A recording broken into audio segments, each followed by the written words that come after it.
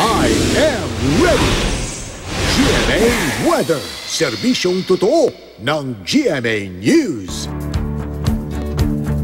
Mga kapuso, mataas po ang tsansa ng thunderstorm dito sa Metro Manila ngayong araw ng Biyernes, lalong-lalo na pagdating yan ng hapon hanggang sa gabi. Kaya yung pong mga uuwi ng bahay, yung mga pauwi ng bahay, yung mga mamamasyal, dapat I am ready kayo.